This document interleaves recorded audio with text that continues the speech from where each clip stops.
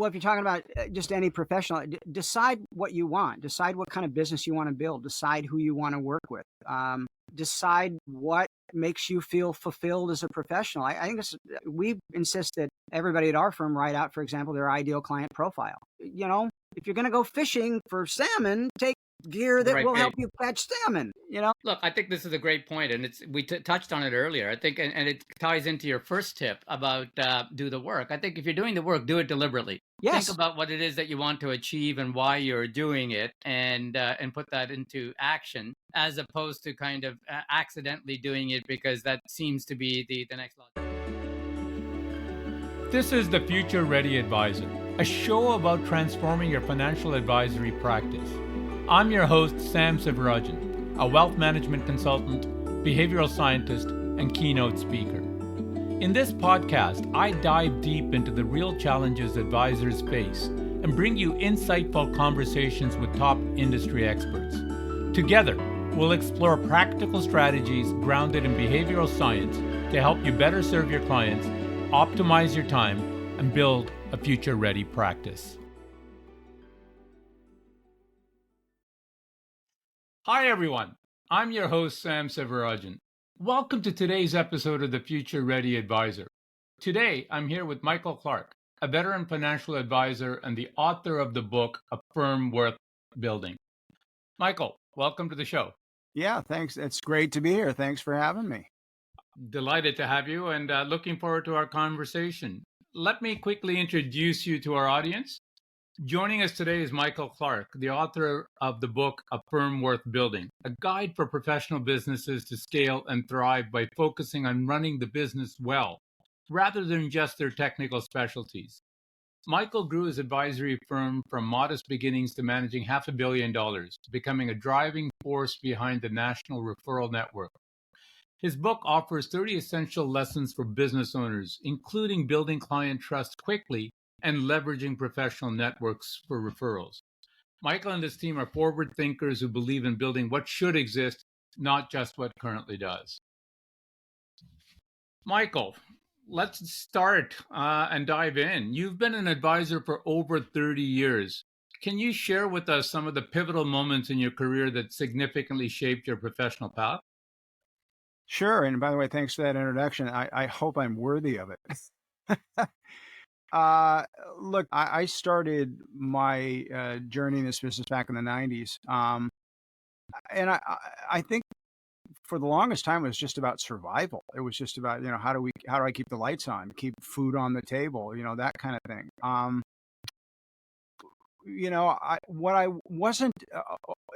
I started out in the commission part of the business. I started out as an insurance agent. And I think I saw it just as a sales job. I saw it as a commission sales job. I didn't see it as I'm building a business. Okay. So in a nutshell, whenever I'm asked, okay, well, what was the biggest key to your success? My answer is, well, I survived. I didn't die because I made every single mistake you could make, from, not hiring staff to not investing back into my business to not taking the educational components as seriously as I could have, as early as I could have.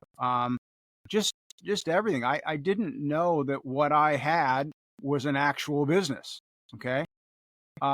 So I had to learn that sort of the hard way. And there weren't a lot of people around to help me or to mentor me into building a business. So, I was just sort of flailing away at it and just trying to survive. And so I did that for, I don't know, maybe the first half of my career almost. And then I started to get serious about building actual infrastructure, and getting on the road of fulfilling what my long-term vision was, and which means I had to think about what it was. I had to decide what I wanted.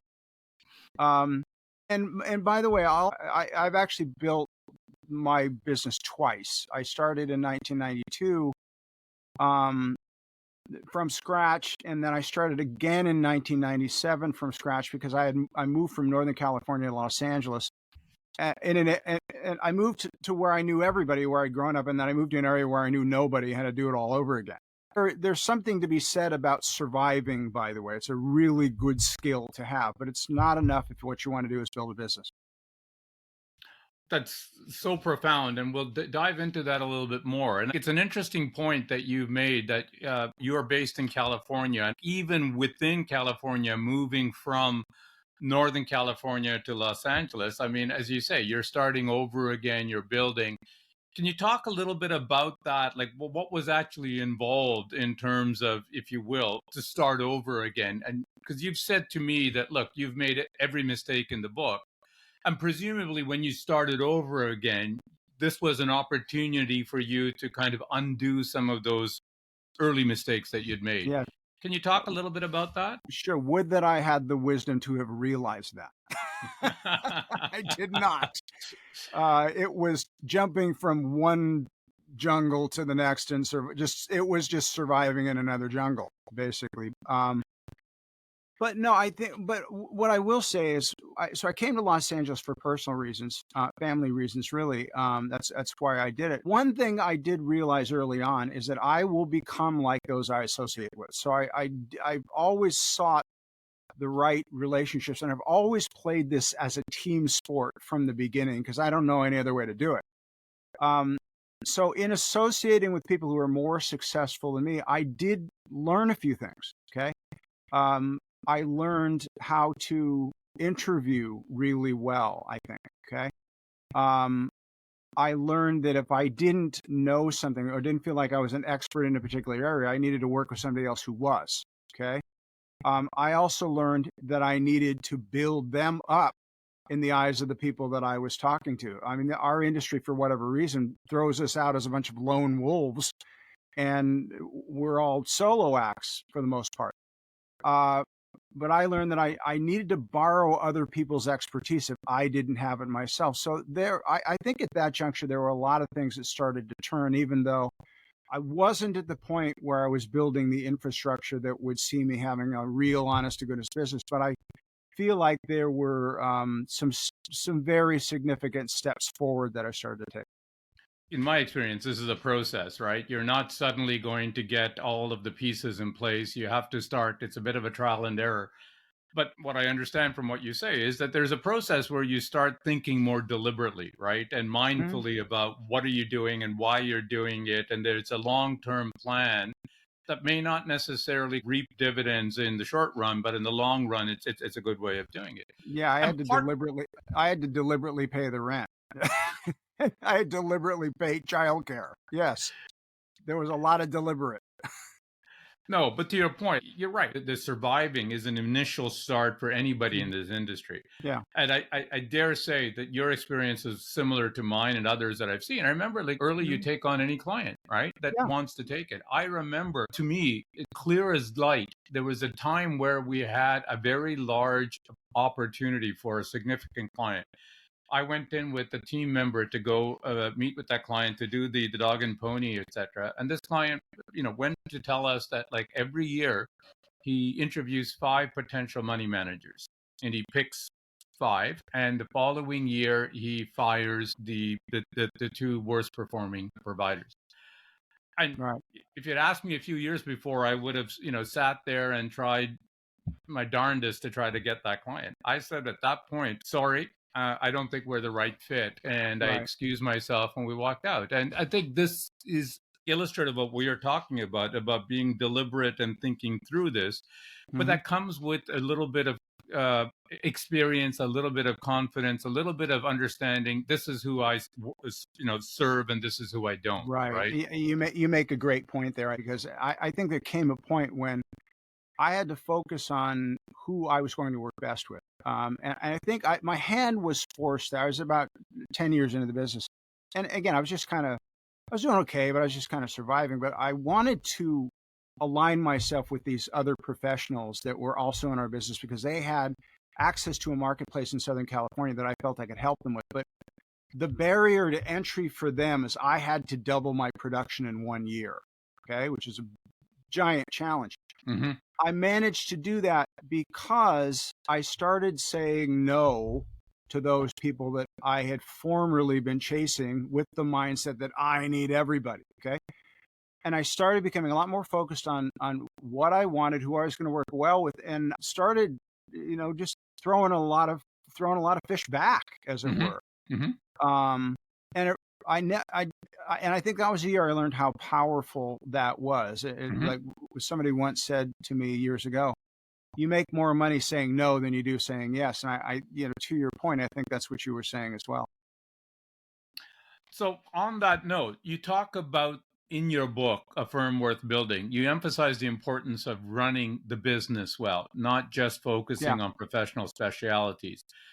A little bit about how this perspective has influenced the way you see the future of financial advisory practices. I mean, how your experiences shape writing the book and how you think the book is shaping your own view of how the industry is evolving. Well, the industry is evolving.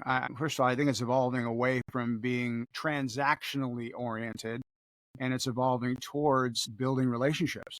Mm-hmm. Um, I think we focused on building relationships now for a long, long time, almost the entirety of my career. Um, so I think that's one thing. Advisors should really be focusing on what their clients really are there for and why they're considering hiring them.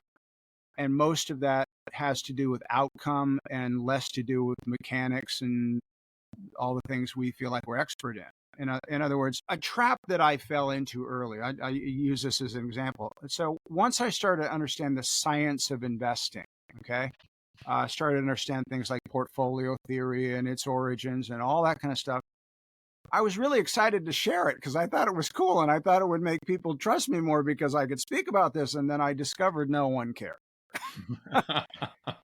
And because it wasn't speaking to them, it wasn't speaking to what it was Right. they were talking to me for. So I think that I think a lot of things haven't changed. I mean, we call it speaking to the listening, I guess.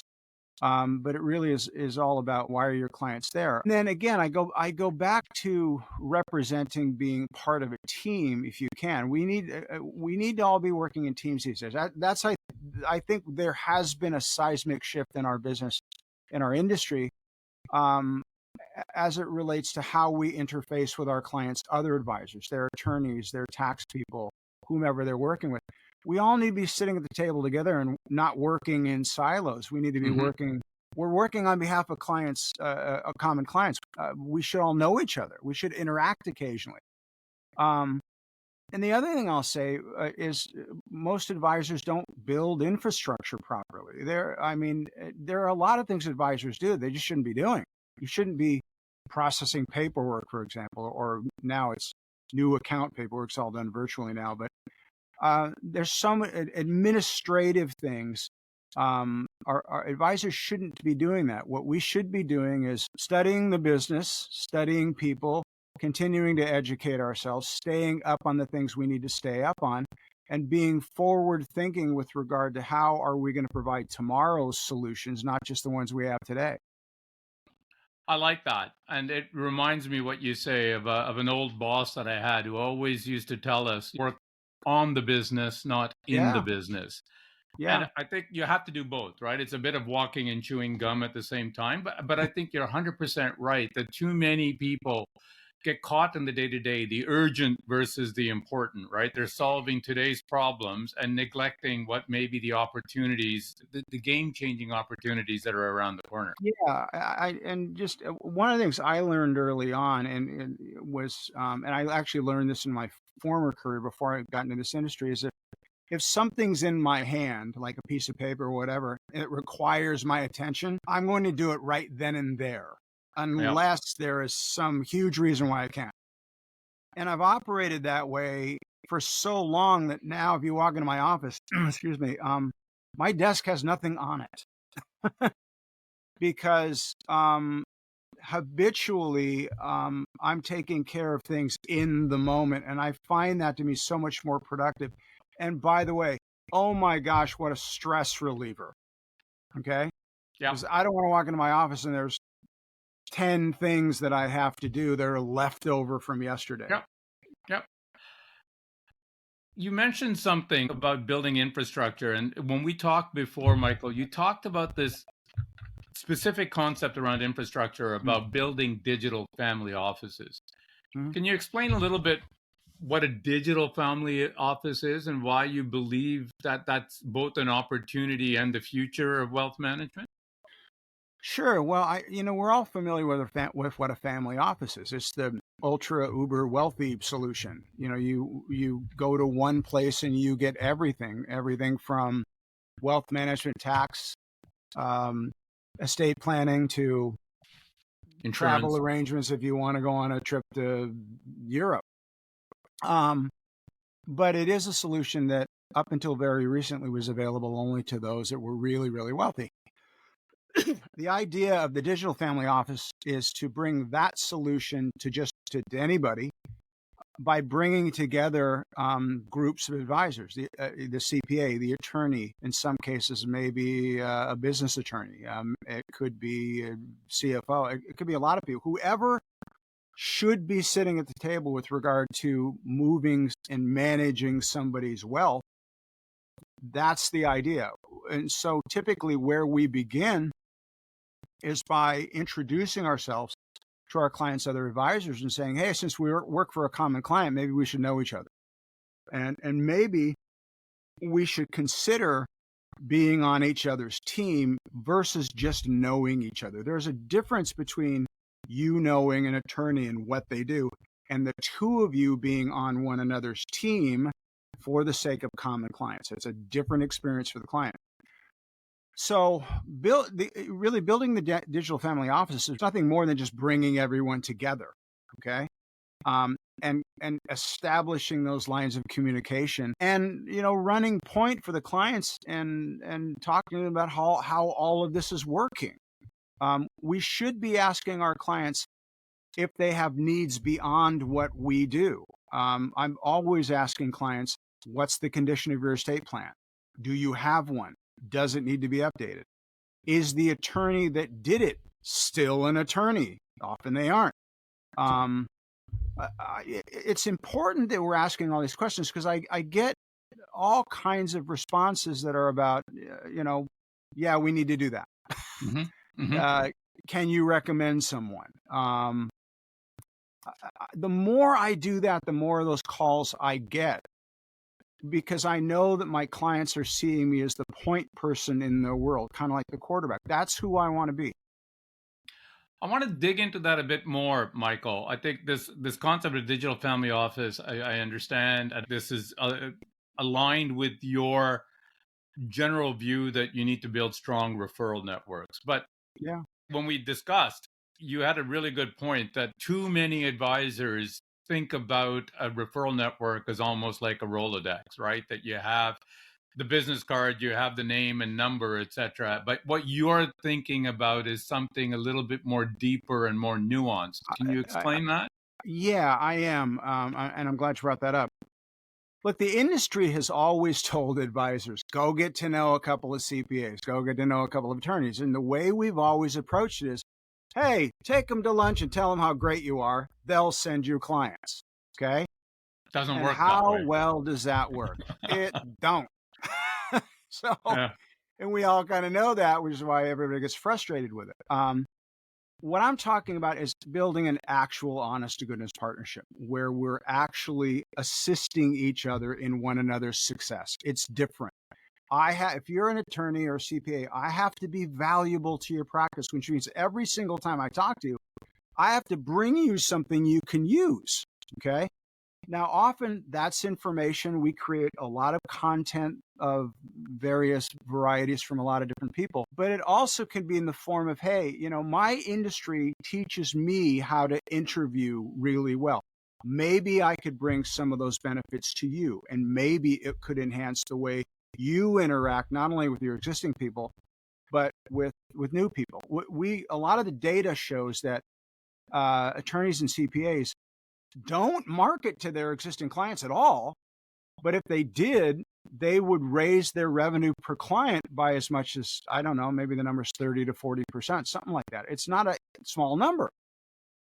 So when I am building a partnership with another professional, this is what I'm saying to them. Look, I'm gonna help you be better, okay, as a means of being valuable to you.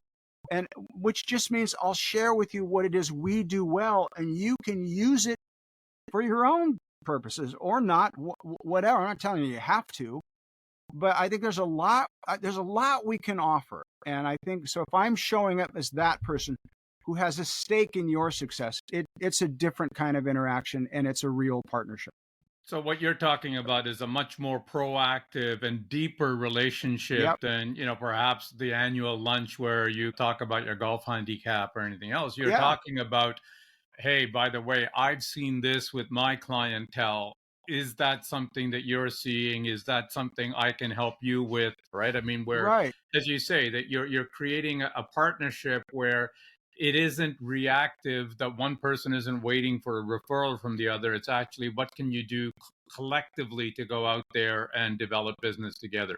Yeah, and it's all about us telling essentially the same story. My story with my clients is I am going to try to solve every problem I can, whether it means I refer you to somebody else to do it or whether we do it in house. Okay. So, what we're talking to our partners about doing is having the same conversation, saying, look, I'm an estate planning attorney, but we can also, by extension, address other needs because we have other relationships. I'm going to ask you about what's going on in other areas, and you just tell me how you're feeling about what's going on. It doesn't matter what the answer is. You're going to be elevated in the eyes of your client simply by asking the question.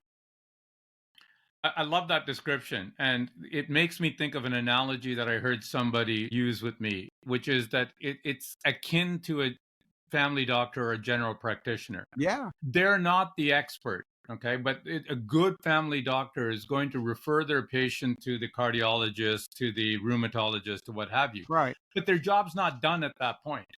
Once the patient goes to the cardiologist and gets a workup and there's a report coming back, the family doctor is going to use that report and integrate it into their daily care to say, because of what you've learned from the cardiologist, this is how we need to change the rest of your routine, right? That That's that what that, you're talking about and playing that a role with your clients. yeah, that's a great way to describe it. I mean, I've joked about it and said if I went into my dentist office and there was a second head growing out of my shoulder, I wouldn't expect they would know what to do with it, but I'd want them to say something. Yes, yes. Uh, uh, your example was much more eloquent than mine, by the way. Thank you. Look, I think on those lines, you're talking about being involved and creating, I think, whether it's content or value at each step of the process. Yeah, When we talked, you had told me about your intake process with new clients and how you've broken it down into 4 different meetings because yeah, you can't possibly cover everything in one meeting. right. With different educational material that you use in each of those meetings to stay connected and build trust. Can you walk us through that 4 different meetings and what's Sure. involved and what type of content you use and how that's worked for you? Sure. Well, let me answer that first by talking about what we used to do, which was a standard sort of advisor intake, which took a long time. I was taught to send somebody a questionnaire before I even met with them. The questionnaire was, I mean, nobody filled it out. They looked at it and went, I'm not going to do this. So you'd end up meeting with somebody, and the intakes would take, maybe 2 hours, and Hmm. and that was fine. I mean, you're trying to build a relationship, but I think what we discovered is how much of it was retained. Not a whole 100%. lot, because it was just this big thing. Um, so what we've done over the years, and I think COVID accelerated this because so many of us transitioned into a virtual way of doing business. We took that intake process and we broke it up into 4 steps. The first step is risk tolerance. I'm going to take somebody's temperature on what their emotional limits are regarding a typical portfolio's behavior. And then we're going to go, okay, what about this one? What about that one? And I'm going to talk to them about, are you okay with swings that look like whatever they look like? And, Hmm. I want to find out where their limits are because, and we learned this during COVID. Uh, we all know that when COVID hit back in 2020, the market dropped, I think it was 33% in 3 weeks. Yeah. That's like, oh, Elizabeth, that's a big one, right? I mean, everybody's kind of, freaking out. that doesn't know what to do. Yeah. And but if I can tell you, I had 2 clients who wanted me to make changes in their portfolio because of that event. Just 2. Okay. Everybody else, I knew what their emotional limits are and I knew what their tolerance for risk was, and nobody else called. Okay. I mean, a few people here and there, but during that period, you'd be shocked at the number of people that didn't call. I mean, and it's because we'd taken the time to know that. Okay. So I have to know what your limits are, because I don't want. And by the way, the 2 people that said make changes, those changes worked against them. Okay. Because they made emotional fear-based decisions. So I have to know what your emotional limits are, so you don't make an emotional fear-based decision, which 90% of the time is going to go against you. Okay. Right. The second meeting, once I know that, then we're going to take a look at how does your current investment mixture stack up against your risk tolerance? Are they aligned or are they not? Okay. And if they're not, we're going to look at, well, how could we possibly improve this? Kind of spitball a little bit and go, okay, well, what if we did this? What if we did this? What if we did this? Okay. So they're going to get a bit of a flavor of, what direction we might go in if they came on board. The third meeting, though, and I think this is one of probably the most important, is we're going to do a very skeletal or basic financial plan for them. We call it an express plan. Okay. But it's going to give them an idea of where the road for them leads. So 99% of the people we meet with just want to get to a point in time where they have economic freedom. Okay. But economic freedom isn't just about getting there. It's about staying there. Okay. So we're going to put together a basic financial plan, which will illustrate for them if they can get there and stay there.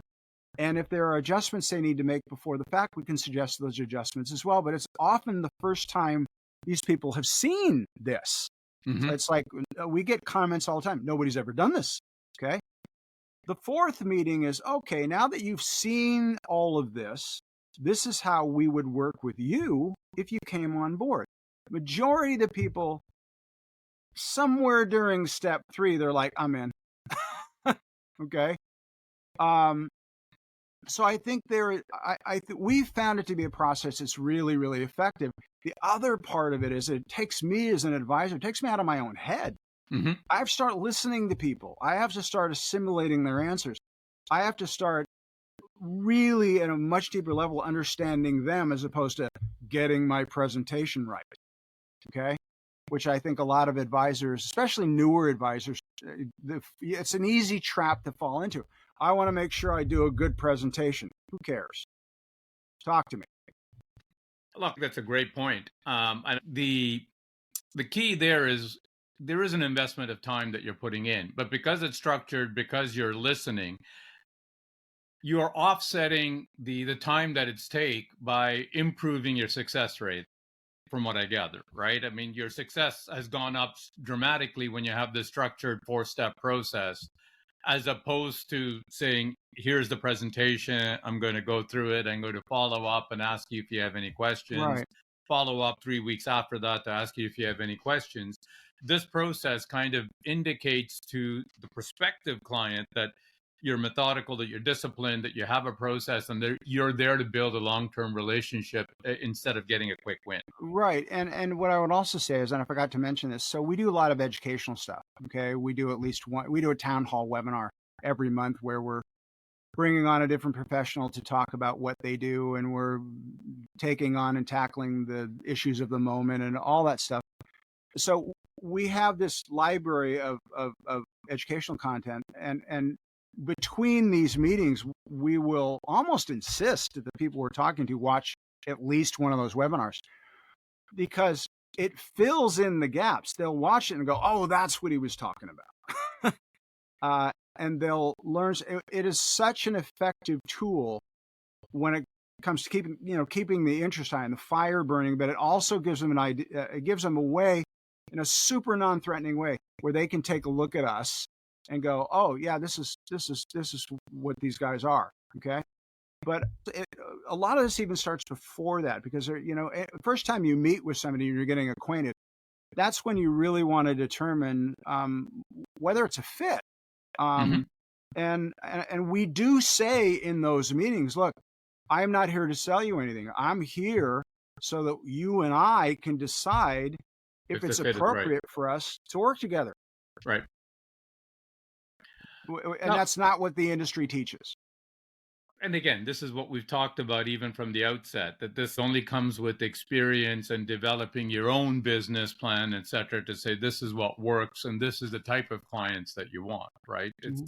the industry doesn't teach it because, like everything else, let's use driving for an example. It's meant to teach the average Joe driver how to drive. There are lots of people with driver's license that perhaps shouldn't have one, right? But at least Yeah. if I look at my local traffic, but I And think most that of them are driving Priuses in Los Angeles, but okay. but the idea is that you have to take what you learn from general and then tailor it specifically to your needs, your practice, your strengths, your niche, etc. Right. Apologies to all the Prius owners, by the way. Anyway.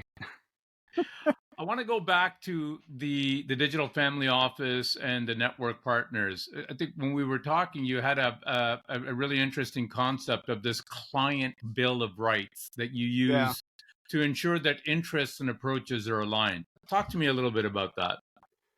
Well, that actually came about because over the years, as we have referred out to many professionals, look, there's no other way to say this. There are a lot of knuckleheads out there. Okay. Um, and what I mean by that is those that do not perpetuate the experience you're looking to perpetuate. If you make a referral to somebody, what you primarily care about is, will they continue the experience that my client is used to? And unfortunately, for us at least, a lot of times that didn't happen. So we came up with the idea of the network as a way of holding everybody accountable to a certain standard. And we developed the client bill of rights. And I guess it's a lot like that patient bill of rights you see in hospitals. Mm-hmm. It's nothing crazy. It's, return a phone call in 48 hours, Mm-hmm. answer an email, be transparent in your fee structure, answer questions without slipping into too much industry speak. It's the stuff that you really shouldn't even have to say. Okay. I love this idea. And the reason I love it is I think one of the biggest fears that advisors have is making a referral. If it works well, you might get a slight pat on your back. But if it Right. doesn't work well, it could cost you your relationship with your client, even though you had nothing to do with their bad experience. And so I think to encourage referral, to encourage this team sport that you're talking about, which to me makes sense that is the right approach and the approach of the future, because one person can't be an expert on everything. No. This idea of having a client bill of rights and having that conversation with the network partners to say, this is the minimum standards that your client can expect from me if you refer them to me. Can we assume that that's going to be the same in reverse, right? Well, yeah. We're going to assume that the experience is going to be what we want it to be. But I even go a step further. If I make a referral, especially for the first time, I will sit in on the meeting. So if I make a referral to, let's say, a trust attorney, and they're going to meet for the first time, I'm at that meeting. Okay. I want to look at what people are getting, y'all. I mean, I got to know that. Yep. And if I'm going to be someone who's building partnerships, I have to know what they look like, because this is happening on my watch. Are your clients okay with that? That they're Oh, sitting in? Yeah, no, I say, look, if it's okay with you, can I sit in on the meeting? Like, yeah, please. Okay. Oh, great. So I don't think I've ever had somebody say no, they didn't want that. Now, once the process is kind of underway, I'll back off a little bit, because I don't want to look over anybody's shoulder either. Right. Okay. But the other thing that I do insist on is that communicate with you. If you're working with one of my clients in an area that I don't work in, communicate with me about what's going on. Okay. For example, if it's a trust attorney and you meet with the client and they pay you a retainer, which often happens. And then now all of a sudden you can't get a hold of that client. You need information and they've gone radio silent. for crying out loud, tell me about that, Hmm. because I can jumpstart it, because I'll probably talk to them before you will. Right. Okay. So that's just another aspect of team play that's beneficial for everyone. Makes sense. Michael, what advice would you give to other advisors from the lessons that you've learned? Advice for innovation and building practices that are ready for the future? Well, number one, take a look around you and see who you want to associate with. If you're trying to grow, associate with people who are bigger than you are, and associate with people who align with your values. I think um, associate with people who align with your thinking, and learn to play this as a team sport. It's not about you, okay? It's about you and everybody else that's working on behalf of the people you want to work with. And speak well of these people. We preach, and this is in the book. We call it the triangle of edification. It's nothing more than building up somebody else. Mhm. And it's not, by the way, it's not just another professional that you might work with. It's your staff, it's your firm, it's your, and the more, and I don't mean in a disingenuous way. I mean, find something genuine to edify and to amplify. Okay. We amplify our support staff all the time because they make us look good. The majority of interactions that my clients have with my practice, they don't have with me. They have with my support team. And that's by design. But the more I'm edifying the people around me, I will get farther faster doing that. And the last thing is always stay a student. Stay a student of the business, stay a student of the markets, a student of what you, and more than anything else, be a student of human behavior. Oh, I couldn't agree with you more. Human behavior is probably the one constant for the most part, but the market's changing, technology is changing, regulations are changing. It's the client's needs and their expectations are changing, but they're still based, I would say, on the same fundamental principles of safety, security, purpose, meaning, engagement, all of those things that has existed since time immemorial. They're just manifesting themselves in different ways in different periods. Mm-hmm. Michael, this has been a great conversation. We're coming to the end of our podcast. So I have a few final rapid fire questions for you that I ask all of my guests. Rapid fire. So when you're ready, number one. I'm ready. I'm ready. Professionally, what is the most important lesson you've learned over the years? Oh, wow.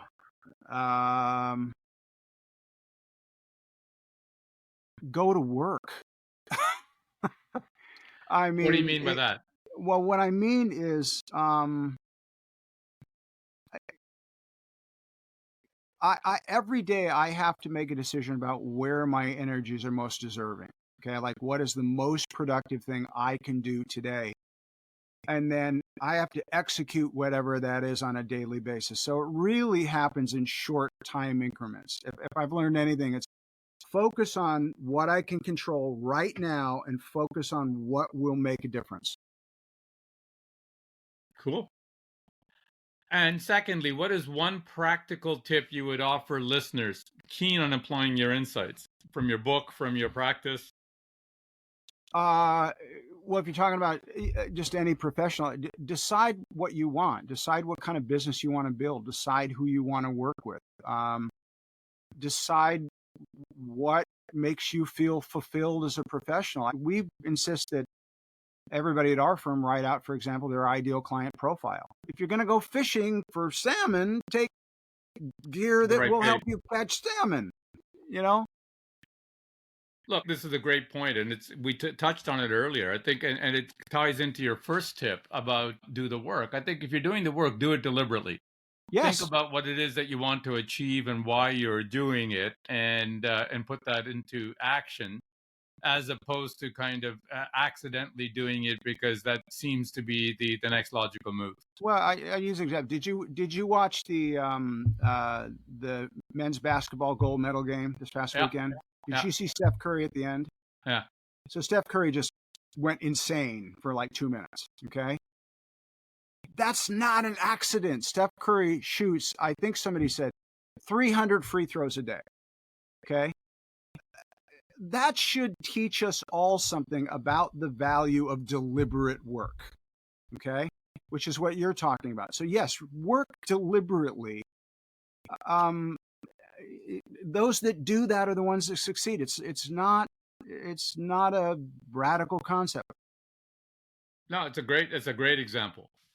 Michael, this has been a really fun conversation. If listeners want to learn more about you, your book, where do they go? Yes. Okay. So the book is A Firm Worth Building. It's backwards here on the screen. It does say A Firm Worth Building.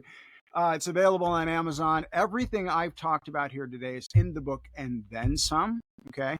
The book is a sum total of our experience. It actually is a lot of it is derived out of mistakes we've made and also things that we're now doing that have been very successful for us. So that's where you can get the book. If you're a professional CPA, an attorney, whatever, I think you're going to find it really valuable. Great. Michael, thanks for joining us today on the Future Ready Advisor podcast. Mike, thanks so much for having me, Sam.